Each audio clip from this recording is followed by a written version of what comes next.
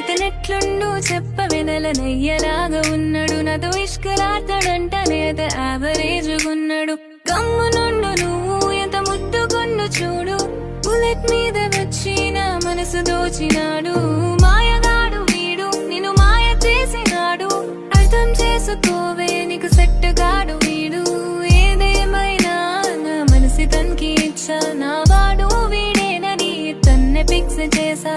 ఏదేమైనా నా మనసి తనకి ఇచ్చా, నా వాడు వీడేనని తన్నే ఫిక్స్